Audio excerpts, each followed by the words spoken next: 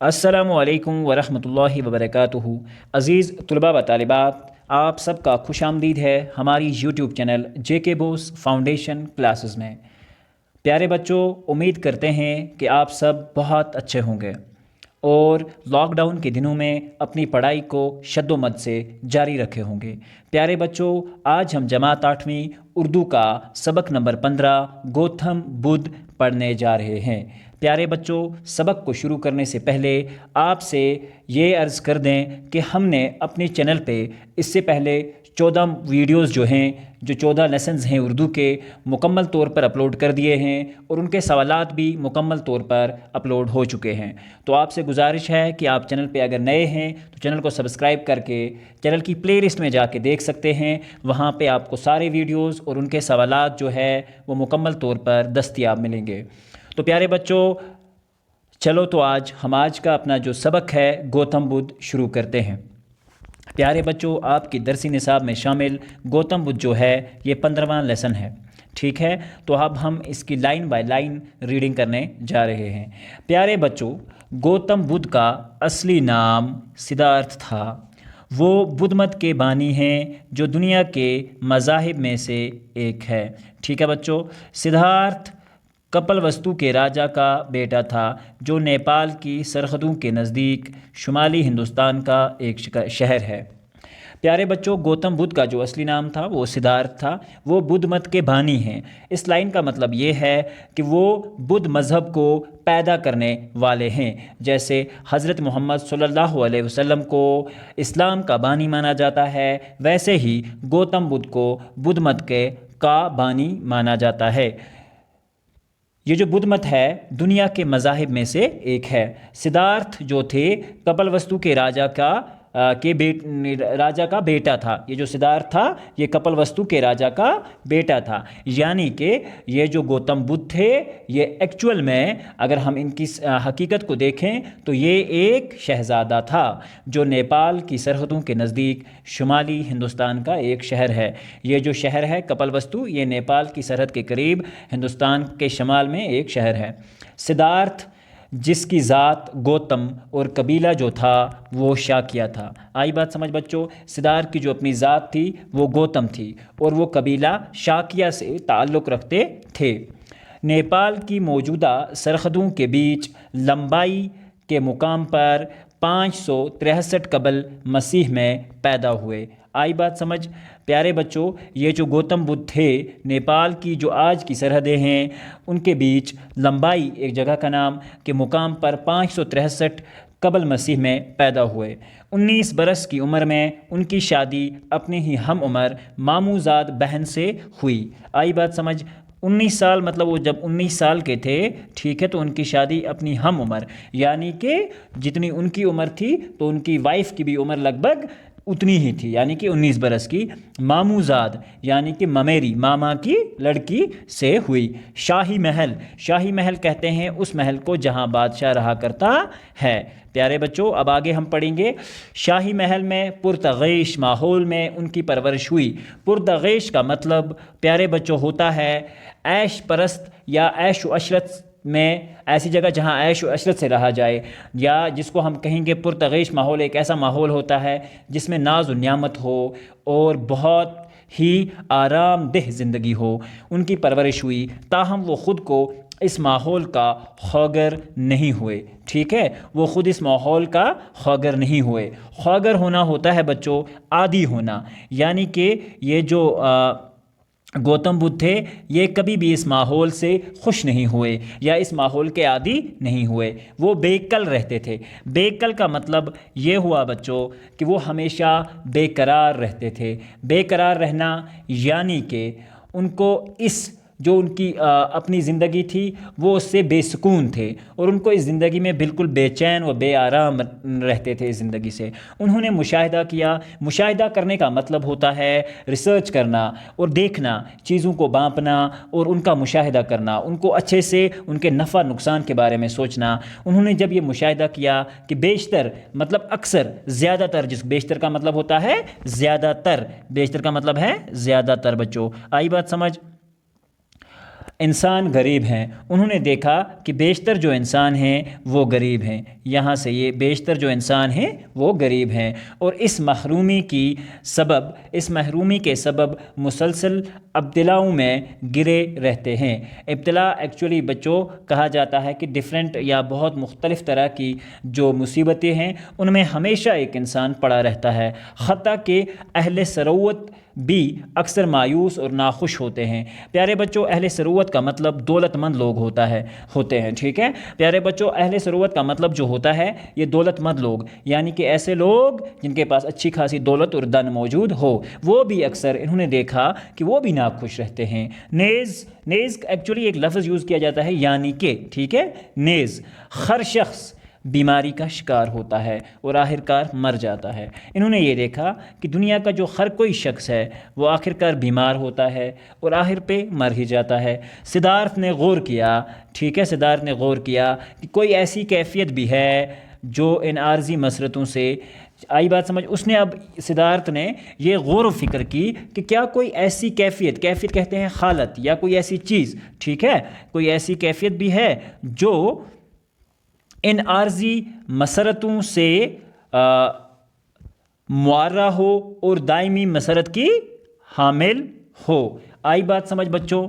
Actual میں ہم اگر معرہ کی بات کریں تو معرہ ہوتا ہے خالی، سادہ، پاک و صاف۔ تو اس نے کہا کیا ایسی بھی دنیا میں کوئی چیز ہے جس کو موت نہیں آتی؟ آئی بات سمجھ؟ تو اس کا مطلب ہے کہ ایسی بھی کوئی خوشی ہے جو مکمل رہے، جو کبھی غم میں تبدیل نہ ہو۔ تو آئی بات سمجھ، اور دائمی مسرت کی حامل ہو، یعنی کہ لگاتار جس کو ہم کہیں ایک خوشی ہے جو مکمل رہے، یا ایک ایسی زندگی جو مکمل رہے، یا ایک خوشی جو ہے یہ مکمل رہے۔ تو ان کو ایسا معلوم ہوا کہ نہیں، یہ جو حقیقی زندگی جو ہم اب گھریلو زندگی آج کل کی ہم جی رہے ہیں، یہ تو مکمل طور پہ ایک ہم کہیں گے ٹیمپرری لائف ہے۔ ٹیمپرری لائف کا مطلب ہوتا ہے ایک عارضی دنیا ہے، یہ مستقل نہیں ہے، یہاں جو بھی چیز آتی ہے اس کو موت کے منہ میں چلے جانا ہے۔ آئی بات سمجھ بچوں؟ 29 برس کی عمر میں گوتم نے اپنی ازواجی زندگی سے کنارہ کشی کا فیصلہ کیا۔ پیارے بچوں، کہا جاتا ہے کہ 29 برس یعنی کہ 29 سال کی عمر میں گوتم بدھا نے اپنے گھر کو خیر آباد کہہ کے، یعنی کہ گھریلو جو زندگی تھی اس کو چھوڑ کے اس سے کنارہ کشی کا فیصلہ کیا اور خود کو سچ کی تلاش کے لیے وقف کر دیا، اور جس کو ہم کہیں گے وہ ایک میڈیٹیشن پہ چلے گئے اور ایک کڑی تپسیا کے لیے چلے گئے، گھر کو چھوڑ دیا۔ وہ محل سے روانہ ہو گئے، انہوں نے اپنی بیوی، بچوں، نو مولد بچے اور تمام دنیاوی آسائشات کو ترک کر دیا۔ پیارے بچوں، جب وہ روانہ ہونا ہوتا ہے گھر سے نکلنا، ٹھیک ہے، انہوں نے اپنی بیوی یعنی کہ اپنی جو وائف تھی اس کو بھی چھوڑ دیا، اپنے نو مولد ہوتا ہے نیا پیدا ہونے والا، جس کو ہم بولیں گے نیا پیدا ہوا بچہ، ٹھیک ہے، اور تمام دنیائی آسائشات کا مطلب پیارے بچوں ہوتا ہے کہ یہ جو پوری دنیا کے آرام، عیش، عشرت، اس سب چیز کو ترک کر دیا۔ ترک کرنا مطلب ہوتا ہے چھوڑ دینا، ٹھیک ہے، وہ ایک مفلس یوگی بن گئے۔ پیارے بچوں، یوگ ایک طرح کا ورزش ہے، یوگ ایکچولی ایک طرح کی ورزش ہے جس کو ہم میڈیٹیشن کہیں گے، تو وہ آسانی سے دماغ کو شانت کرنے والا ایک علم ہے۔ یوگ کے بارے میں آپ جانتے ہی ہوں گے۔ کچھ عرصہ انہوں نے اس دور کے مشہور یوگی علماء سے علم حاصل کیا۔ اس وقت کے جو یوگی علوم تھے، جو آرام سے بیٹھ کے، خاموشی سے بیٹھ کے سچ کی تلاش کرتے تھے، ایسے کچھ عالموں سے ملے اور ان سے علم حاصل کیا۔ ان کے افکار سے مکمل آگاہی حاصل کر کے، ٹھیک ہے، مکمل آگاہی ہو جانے کے بعد انہوں نے انسان کے غیر اطمینان بخش مسائل کے اپنے حل واضح کیے۔ آئی بات سمجھ بچوں؟ جب انہوں نے بہت ساری میڈیٹیشن اور یہ ساری چیزیں اور اپنے استادوں سے بہت کچھ چیزیں سیکھی، تو انہوں نے غیر اطمینان بخش مطلب ایک ایسے جن سے غیر اطمینان بخش مطلب یقین نہ دینے والی چیزیں، ٹھیک ہے، مسائل کے اپنے حل واضح کیے جن سے اکثر لوگ پریشان ہوتے ہیں، ایسے مسائل پہ بات کی۔ یہ خیال عام ہے کہ انتہا درجے کا ذہن سچ کے راستے کو ہموار کرتا ہے۔ تو ایکچولی بچوں، ہم یہ بھی سمجھیں گے کہ ایسی چیزیں وہی لوگ سوچتے ہیں جن کو حقیقت کی تلاش ہو، جن کا ذہن اس ساری زندگی کو ایک اچھے طریقے سے گزارنے کی اور ہمیشہ اگرسر ہو، جن کا ذہن اچھا ہو، وہ لوگ جن کے ذہن میں غلاظت یا گندگی نہ ہو، وہی ساری چیزیں جو ہوتی ہیں ان کے لیے راستے بعد میں آسان اللہ تعالیٰ پیدا کر دیتا ہے۔ گوتم نے خود بھی ایک سنیاسی بننے کی کوشش کی۔ سنیاسی بچے اگر ہم اپنی زبان میں دیکھیں تو سنیاسی فقیر کو کہا جاتا ہے، یعنی کہ جس نے دنیا کو چھوڑ دیا ہو، بننے کی کوشش کی، اور کئی سال وہ فاقہ کشی ہوتا ہے، بغیر کچھ کھائے پیے رہنا۔ فاقہ کشی مطلب فاقہ دینا ہوتا ہے، بغیر کچھ کوئی بھی چیز نہ کھانا نہ پینا۔ خود اذیتی، یہاں پہ ایک لفظ آیا ہے خود اذیتی، خود کو اذیت دینا۔ اذیت ہوتا ہے پیارے بچوں خود کو تکلیف دینا، ایکچولی یہ لفظ اذیت سے نکلا ہے، اس کا مطلب ہوتا ہے خود کو تکلیف کے مراحل ہوتا ہے، یعنی کہ اپنی زندگی کو ڈیفرنٹ طرح کے بہت سے مختلف طریقے جو ہوتے ہیں ان اذیت، فاقہ کشی، پریشانی، ان مراحل سے گزرتے رہے، تو یہ بھی ان کی زندگی ایسے ہی چلتی رہی۔ آخرکار اسے ادراک ہوا کہ جسم کو اذیت دینے سے ذہن میں ابہام پیدا ہوتا ہے، اس لیے یہ ریاضت انہیں سچ کی قربت نہ دے سکی۔ آخرکار جب ان کا علم سیکھا تو انہوں نے یہ بھی ساتھ میں سیکھا کہ جسم کو اذیت دینا، فاقہ کشی کرنا، تکلیف میں رہنا، اکیلا رہنا، بغیر کپڑوں کے رہنا، ان ساری چیزوں سے جو ہے ذہن میں ابہام پیدا ہوتا ہے، ٹھیک ہے، جس سے ہم بولیں گے کہ ایک طرح کی ایک الگ سی سوچ پیدا ہو جاتی ہے، جسے ہم بولیں گے صاف بیان نہ کرنا۔ یعنی کہ اگر آپ کوئی چیز اب ذہنی طور پہ صحت کے اعتبار سے آپ اچھے نہیں ہیں تو ایک ذہن جو ہے آپ کا کبھی اچھا نہیں ہو سکتا۔ کسی دانشور کا قول ہے کہ ایک تندرست جسم میں ہی ایک اچھا جو دماغ ہے وہ رہ سکتا ہے۔ تو پیارے بچوں یہ یاد رکھنا چاہیے، قابل بننے کے لیے اور ذہین بننے کے لیے اچھے پکوان کھانا اور اچھی چیزیں جو ہیں وہ ہمیشہ کھانی بہت ضروری ہیں۔ آئی بات سمجھ بچوں؟ شاباش۔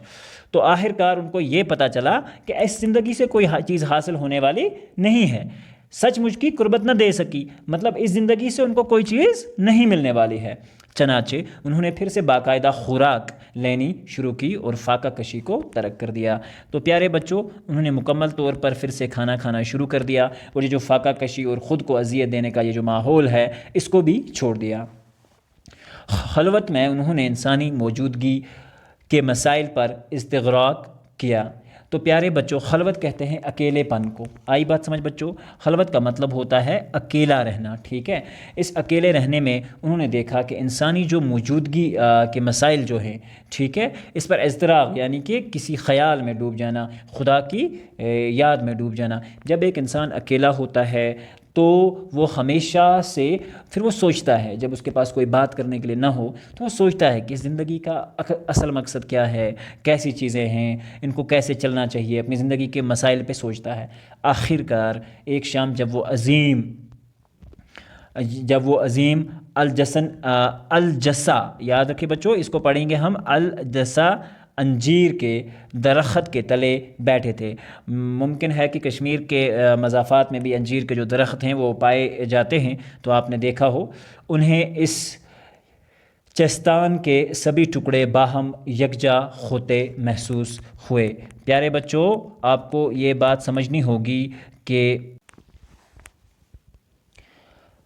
آخرکار ایک شام جب وہ ایک عظیم الجس انجیر کے درخت کے تلے بیٹھے تھے، انہیں اس چستان کے سبھی ٹکڑے باہم یکجا ہوتے ہوئے محسوس ہوئے۔ آئی بائی سمجھ بچوں؟ عظیم الجس کہتے ہیں بہت بڑا، یعنی کہ قداور بہت بڑا انجیر کا درخت تھا جس کے نیچے گوتم بدھا بیٹھے ہوئے تھے۔ انہیں اس چستان کے سبھی ٹکڑے باہم یکجا ہوتے محسوس ہوئے۔ عظیم الجس کہا جاتا ہے یعنی کہ ایک اونچے درخت کے نیچے وہ بیٹھے تھے، تو انہوں نے اپنے اندر ایک عجیب طرح کی ایک حرارت محسوس کی بچوں، ٹھیک ہے۔ تو انہوں نے دیکھا کہ چستان جو ہے، چستان ایکچولی ایک پہیلی ہوتی ہے، ٹھیک ہے، پہلی تو آپ سمجھتے ہیں نا، معمہ مطلب ایک انون فیکٹ جسے ہم کہیں گے، ٹھیک ہے۔ تو انہوں نے دیکھا کہ جسم کے جیسے ٹکڑے ٹکڑے باہم یکجا ہوتے محسوس ہو رہے ہوں۔ سدھارتھ نے تمام رات تفکر میں گزار دی۔ تفکر میں گزارنا ہوتا ہے کہ وہ ایک فکر مند طریقے میں گزاری، پوری رات وہ سوچتے رہے کہ ایسا کیا ہوا کہ مجھے کیوں یہ ٹکڑے ٹکڑے ہوتا ہوا دکھا۔ آئی بات سمجھ پیارے بچوں؟ صبح ہوئی تو ان پر منکشف، ٹھیک ہے، ان پر منکشف ہوا کہ انہوں نے حل پا لیا ہے۔ آئی بات سمجھ بچوں؟ اور یہ کہ وہ اب بدھ بن گئے ہیں، اور تب ان کو پتہ چلا کہ یہ عجیب حرارت کے لیے وہ پوری رات سوچتے رہے کہ یہ کیا ہوا، اور صبح اٹھ کے ان کو یہ ان کے اوپر منکشف ہوا، یعنی کہ انہوں نے یہ حاصل کیا کہ اب وہ ایک بدھ بن گئے ہیں، ٹھیک ہے، یعنی کہ ایک الگ طرح کی سوچ رکھنے والا ایک آدمی جو ہے وہ بن گئے ہیں، جس کے معنی ایک صاحب البصیرت، ایک صاحب بصیرت کے ہیں۔ آئی بات سمجھ بچوں؟ صاحب بصیرت مطلب ایک الگ طرح کی سوچ، ایک عظیم اور پاک سیرت انسان، ٹھیک ہے۔ تب ان کی عمر 35 برس کی تھی، یعنی کہ بچوں بہت ساری کتابیں جو ہیں وہ 6 سے 7 برس کی عمر ان کی میڈیٹیشن میں لکھتی ہیں، تو آلموسٹ آپ یہ سمجھ لیں کہ 6 سال کی عمر، زندگی کے جو باقی اب 45 سال تھے ان کی زندگی کے باقی 45 برس انہوں نے شمالی ہندوستان میں سفر کرنے میں گزارے۔ آئی بات سمجھ؟ اب جب انہوں نے اس طریقے کو سیکھا اپنے استادوں سے، اس اکیلے پن سے اور اس عجیب سے قسم کی حرارت جو ان کے ساتھ ہوئی، اس چیز سے انہوں نے کیا سیکھا؟ جو ساری چیزیں سیکھی، اب وہ زندگی کے جو باقی 45 برس انہوں نے جیے تو اس میں انہوں نے ہندوستان کے بہت سارے علاقوں کا گزر کیا، اور اپنی جو سیکھی ہوئی باتیں تھیں وہ لوگوں تک پہنچانے کی کوشش کی۔ وہ ان لوگوں کے سامنے اپنے خیالات کا پرچار کرتے جو انہیں سننے آتے تھے۔ اب وہ جب بیٹھ جاتے تھے تو جو لوگ ان کے پاس آ کر سنتے تو وہ ان کو اپنی جو ساری حقیقت ہے زندگی کی جو انہوں نے سمجھی تھی اس کو سمجھانے کی کوشش کرتے۔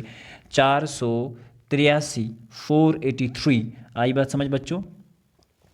483 قبل مسیح میں اپنی وفات کے سال تک وہ اپنے ہزاروں پیروکار بنا چکے تھے۔ پیروکار کا مطلب ہوتا ہے بچوں چاہنے والے، ٹھیک ہے، ماننے والے۔ اگرچہ ان کے افکار تب تک تحریری صورت میں نہیں تھے، کیونکہ یہ بہت پہلی پیریڈ ہے، تب تک رائٹنگ کا جو معاملہ تھا، لکھنے کا، وہ شروع نہیں ہوا تھا، لیکن جو پیروکار ان کے تھے وہ ان کے سارے علم کو اپنے سینے میں دفن کر کے ایک پیڑھی در پیڑھی آگے بڑھاتے رہے۔ بعد میں ان کے چیلوں نے ان کا ایک ایک حرف یاد رکھا، یعنی کہ جن لوگوں نے بھی ان سے علم سیکھا تھا انہوں نے اس ساری چیز کو بڑے اچھے طریقے سے یاد رکھا۔ یہ باتیں نسل در نسل، ایسے ہی ایک نسل سے دوسری نسل، زبانی طور ہی سینہ بہ سینہ، یعنی کہ ایک آدمی نے یاد کیا پھر اس کے سینے سے نکل کر دوسرے آدمی کے سینے میں منتقل ہوتی رہیں۔ بدھ کی بنیادی تعلیمات کو بدھوں کے الفاظ میں 4 اعلیٰ سچائیاں، 4 نوبل ٹروتھس کے عنوان سے سمیٹا جا سکتا ہے۔ تو پیارے بچوں، کہا جاتا ہے کہ جو بدھ مت کی بنیادی تعلیمات ہیں، ٹھیک ہے، ان کو بدھوں کے لفظ میں اگر ہم کہیں تو وہ کہتے ہیں کہ دس از 4 نوبل ٹروتھس کے عنوان سے سمیٹا جا سکتا ہے، بتایا جا سکتا ہے۔ اول اس میں سے یہ ہے، کیا یہ 4 جو سچائیاں تھیں یہ کیا تھیں؟ پہلی یہ ہے کہ انسانی زندگی اپنی، ٹھیک ہے، جبلی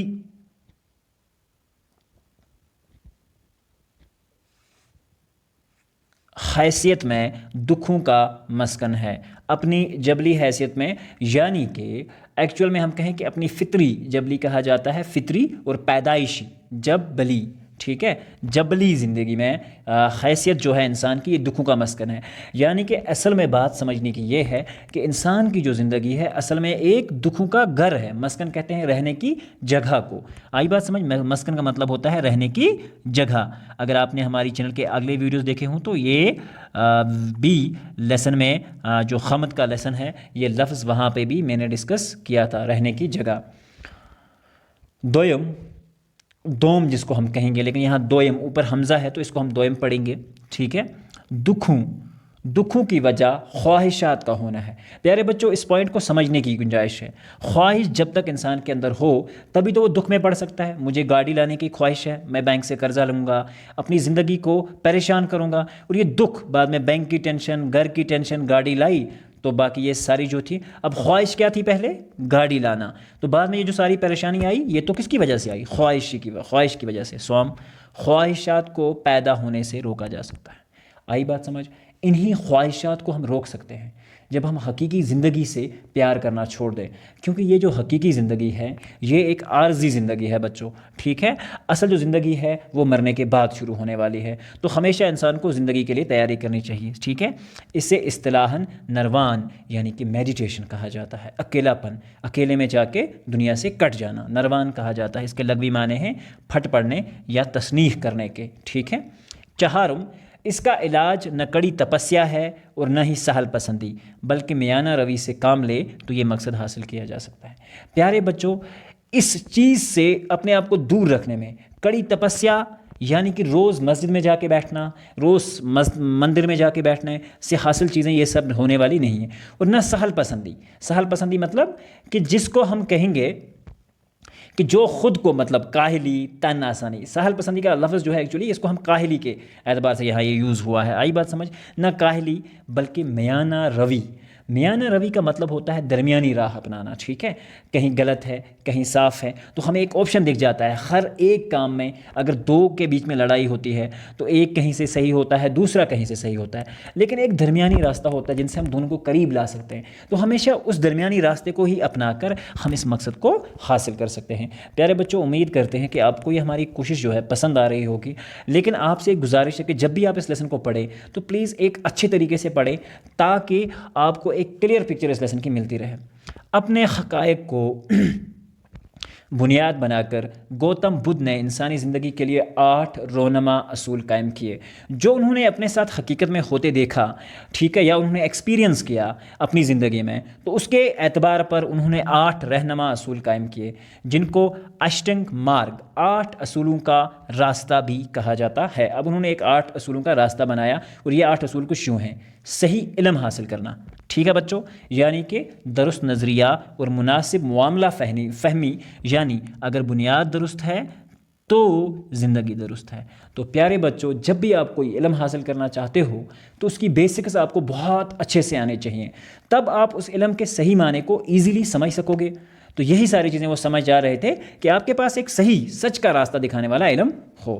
سوال نمبر 2، یہ جو سوال 2 نہیں ہے، اس کا دوسرا باغ ہے، جو 8 اصول انہوں نے قائم کیے تھے اس کا دوسرا پارٹ، صحیح ارادہ۔ انسان کا ارادہ ہمیشہ صحیح ارادہ، درست ارادہ ہی نروان کو راہ دکھاتا ہے۔ آپ کے پاس سچے ہو، آپ دل کے سچے ہو، آپ کے دل کا ارادہ سچا ہے تو اوبویسلی آپ ایک صحیح راستہ اپنا سکتے ہو، یا کہ نروان حاصل کرنے پر تمام دکھ فنا ہو جاتے ہیں۔ یعنی کہ اگر آپ دنیا سے کٹ جاؤ، نہ آپ کی حقیقی دنیا سے کوئی مطلب ہے، نہ کھانے سے، نہ پینے سے، نہ کپڑا پہننے سے، تو آپ کی ضروریات ختم ہو گئی نا۔ جیسے ہی ضروریات ختم ہو گئی تو انسان کے دل کا جو ارادہ ہے وہ صحیح ہو گیا۔ یہی چیزیں یہ سمجھانے کی کوشش کر رہے ہیں۔ تیسرا، صحیح کلام۔ پیارے بچوں، یہ جو کلام ہے بہت سمجھنے کی بات ہے۔ پیارے بچوں، اکثر آپ دیکھتے ہیں کہ ہم اپنی زبان اور اپنے رویے کی وجہ سے بہت سارے لوگوں کا دل دکھاتے ہیں۔ تو پیارے بچوں، ایسا نہیں کرنا چاہیے۔ انسان کو ہمیشہ ایک سادہ مزاج، ایک نرم مزاج بن کے رہنا چاہیے۔ اپنے بچوں سے، اپنے بڑوں سے آپ اس تمیز سے پیش آؤ کہ لگے کہ نہیں آپ بہت اچھے ہو اور بہت اچھے گھر سے ہو۔ کسی سے بدتمیزی کرنا، بد اخلاقی کرنا، بدتمیزی سے بات کرنا، یہ تو صحیح نہیں ہے نا۔ تو سب سے پہلے اپنے کلام کو صحیح کرو، تبھی تو آپ کا دوسرا آپ کی بات سنے گا نا۔ آئی بات سمجھ؟ اوکے۔ تو اس کے بعد جو تھا وہ 4J تھا، اور یہ چیز بھی انہوں نے سمجھائی کہ غلط بیان بازی جو ہوتی ہے نا، وہی جو ہے جھگڑے کو دعوت دیتی ہے۔ ایک نے دوسرے کو غلط بات کہی، دوسرے نے واپس کہی، جھگڑا ہو گیا، ٹھیک ہے؟ تو اس لیے یاد رکھنا چاہیے انسان کو اپنی زبان کو کنٹرول میں رکھنا چاہیے، چاہے وہ لڑکی ہو یا لڑکا ہو، ہمیشہ ہر ایک اپنی زبان کو کنٹرول رکھے گا تو فتنہ ہوگا ہی نہیں۔ 4، صحیح عمل، یعنی اپنی زبان، نظریہ یا ہاتھ سے کسی کو تکلیف، عمل ہوتا ہے کام کر کے دکھانا، ٹھیک ہے؟ ایک ہوتا ہے بات سمجھانا کسی کو، ایک ہوتا ہے اپنی عملی زندگی میں اپنانا، اس کو عمل کر کے دکھانا زندگی۔ چوری نہیں کرنا، غریبوں اور بیماروں کی مدد کرنا، بد چلنی ہوتا ہے، بد چلنی کا مطلب ہوتا ہے بد کرداری، بیڈ کریکٹر جس کو ہم بولیں گے، ٹھیک ہے؟ بد چلنی سے دور رہنا، ان ساری چیزوں سے دور رہنا۔ اور خدمت خلق، پیارے بچوں آپ 9th کلاس میں بھی پڑھو گے انشاءاللہ، لیکن آپ کو میں یہاں سمجھا دوں، خلق کہا جاتا ہے لوگوں کو، عوام کو، اور خدمت ہوتی ہے ان کی خدمت کرنا، یعنی کہ لوگوں کی خدمت کیا کریں۔ آپ کے پاس کوئی بھی ضرورت مند آئے تو اگر آپ کچھ بھی نہیں کر سکتے ہیں تو تھوڑی بہت چائے پانی تو پلا ہی سکتے ہیں نا ہم لوگ، تو اتنا تو کر دیں، یہ تو جائز بنتا ہے۔ 5واں، جائز اور حلال کمائی۔ پیارے بچوں، ہماری سوسائٹی میں اس وقت جو سب سے بڑی بیماری ہے نا وہ ہے حرام کی کمائی، ٹھیک ہے۔ اب حرام کی کمائی کیسے ہوتی ہے بچوں؟ رشوت لینا، جوا کھیلنا، کسی کو دھوکہ دے کے پیسے کمانا، یہ ساری چیزیں جو ہیں ہماری سوسائٹی میں عام ہیں۔ اور یاد رکھو جس بھی گھر میں اس طرح کا پیسہ جاتا ہے تو اس گھر سے کبھی نہ تو علامہ اقبال پیدا ہوئے اور نہ ہی کوئی ایسا دانشور پیدا ہوا کہ جو دنیا کے لیے بانی بن سکے یا دنیا کے لیے کوئی خاص کام کر سکے۔ وہاں ایسے ہی جواری اور یہی غرور والے انسان اور وہ انسان جن کی زندگی سے دنیا پناہ مانگتی ہے، اس طرح کے انسان پیدا ہوتے ہیں۔ چھٹا، صحیح کوشش۔ انسان کو ہمیشہ اپنی کوشش صحیح رکھنی چاہیے۔